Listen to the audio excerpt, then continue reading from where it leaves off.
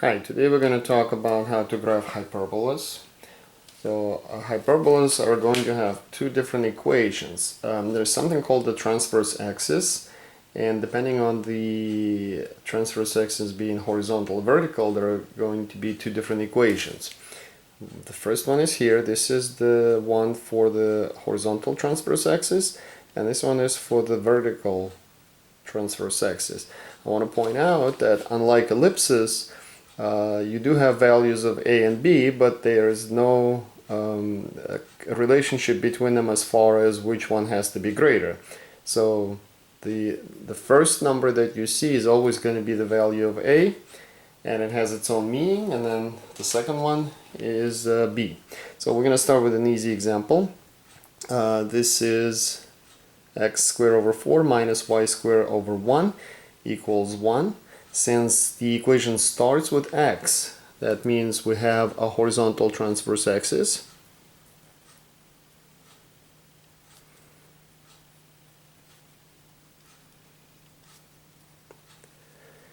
And we're going to use this equation here. So the first thing we're going to do is identify the center here, which is going to be at 0, 0. Because that's exactly what we have. HK is going to be the center. So here's what we're going to do next. We know that the first value that we see here is a squared. So we know a is going to equal 2. And the value of b is the next one, so square root of 1 is 1. That means b is 1.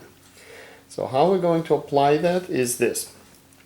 First of all, we're going to plot our center. And then since we have a horizontal transverse axis, we're going to go with 2 units to the left and to the right.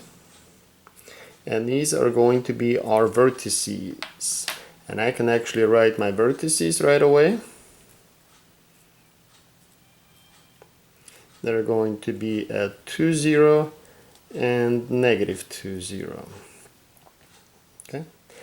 So what are we going to do with the value of b? With the value of b, I always explain it this way. So the value of b, we're going to go, since we went with a horizontally, with value of b, we're going to go vertically. So we're going to go 1 unit up and 1 unit down from the center. And then we're going to make a box here. And that box is a very helpful tool with graphing hyperbolas. Because what we're going to do now, and not only with finding hyperbolas, but also with figuring out the equations for the asymptotes. What I'm going to do is I'm going to draw lines, but I'm going to use dashed lines, since this is what asymptotes are, diagonally through that box. So I'm going to get 2 of them. And as far as finding the equations of the asymptotes, those are the lines that we're going to worry about, but we're going to get to that in a moment. And now graphing, since we said the transverse axis is this one, it's actually the x-axis here. What we're going to do is graph our hyperbolas, but these asymptotes, you have to follow them very closely. So this is one branch, and this is going to be another branch, and that is the hyperbola. That's the graph. Now we need to write the equations of its asymptotes, and basically we need to write the equations of these two lines. And it should be very obvious what the slopes are and what the y-intercept is. The easiest thing to do with these problems is actually go by point slope form, but in this case you can use slope intercept form. Our asymptotes are, you can see that the equation of this line here, I'm sorry, not the equation, the slope of this line will be 1/2, and the equation of this line here will be negative 1/2. So the first line, the first asymptote, its equation will be y equals 1/2 x, and the equation of the second asymptote will be y equals negative 1/2 x, and that takes care of that. But of course it's an easier problem because the center here is at the origin and makes it easy. Let's take a look at a situation when it's not. So here's our next problem. Again, we have x first, which means this has a horizontal transverse axis.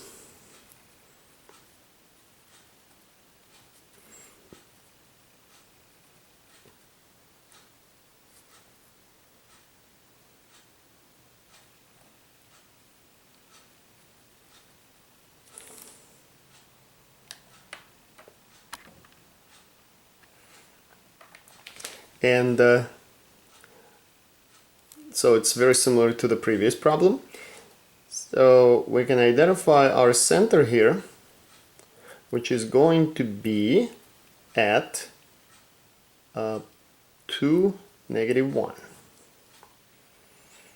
Correct?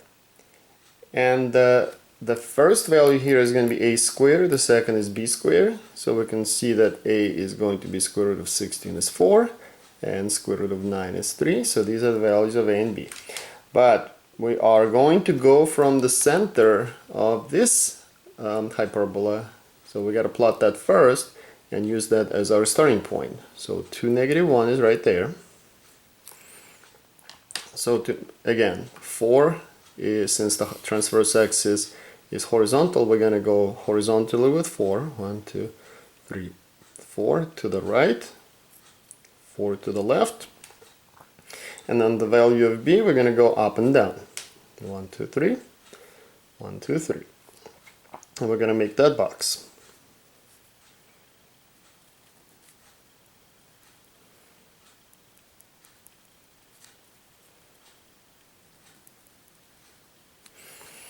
And just like what we did with the previous problem, we are going to draw diagonals. And those are going to be our asymptotes.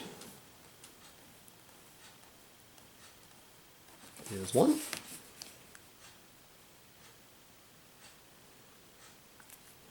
Here's the other one.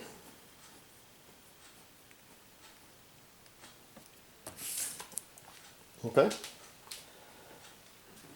So, very similar to what we had before. So one branch is going to be here. It's going to go like that. The other branch is going to be here. It's going to go like that. And that takes care of the graph. And now we have to figure out the equations of, well, the vertices. So with the vertices, we're going to have to be careful because we're going from this point, but those are these 2 points. So one of them is going to be 6, -1, and the other one's going to be -2, -1. The asymptotes are going to be these 2 lines. So this is the best thing to do. Use a point slope form of the line and use the center and the slope. You should be able to see that the slope here is going to be 3/4 and -3/4. So what we're going to do, we're going to use the center. We're going to use the slopes of 3/4 and -3/4. And we're going to write y plus 1 equals 3/4 x minus 2. And y plus 1 equals -3/4 x minus 2. We have to remember one thing here, that this is a point slope form. Sometimes you may need to write that in slope intercept form, so you can use these equations after that to do that. But there's one more thing we have to do, which is the foci. So with foci, there is a relationship that we're going to need to know. C squared equals a squared plus b squared, just like the Pythagorean theorem. We know one of them is 16, the other one is 9. So we can see that c squared is 25, which means c is going to be 5. Technically it should be plus minus 5, but we're not going to worry about this. So what we're going to do now is we're going to use this number to calculate where the foci are. This is actually the distance between the center and the foci, well, either one of them. So from this point, 1, 2, 3, 4, 5. So if you add 5 points to the y coordinate, sorry, to the x coordinate, you're gonna get 7, -1, and then you're gonna go 5 points into the left, and for the second focus, you're going to get -3, -1. And that takes care of this problem. So the first problem and the second problem were both with the horizontal transverse axis. So now we're going to look at one problem where it's going to be vertical. So here's this problem. Y plus 2 squared over 9 minus x minus 3 squared over 4. You should see that it starts with y, so our transverse axis will be vertical.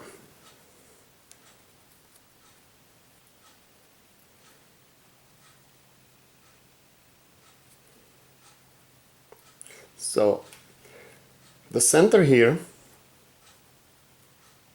is going to be at, you need to be very careful with these problems. It starts with y.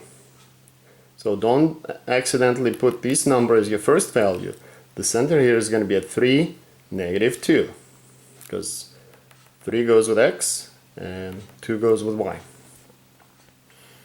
Okay, but regardless of where x and y are, our value of a is always going to be first. This is a squared, this is b squared, so a is 3 and b is 2.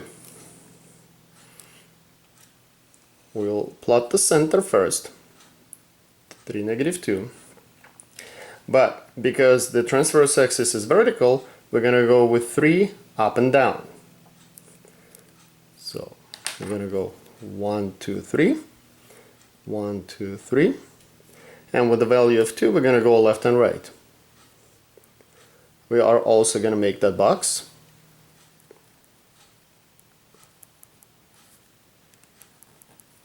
We are going to draw diagonals, which are going to be our asymptotes.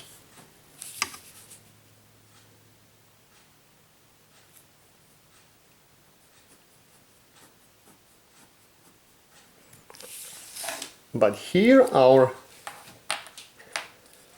branches are going to go like this. One's going to sit above the other.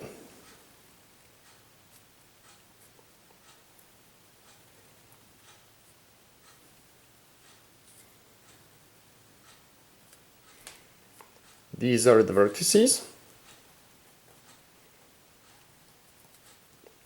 They're going to be at 3, 1, and the other one's going to be at 3, -5. The asymptotes, again, we can use rise over run. So you can see from the center we're going to go 3 over 2. So the slope is going to be 3/2 up for one line and -3/2 for the other line. The center is 3, -2, which is our point. So we're going to have y plus 2 equals 3 over 2 x minus 3. And the second asymptote will be y plus 2 equals -3 over 2 x minus 3. The last thing we have here that we need to do is going to be finding the foci. So we need to find the value of c. C squared equals a squared plus b squared.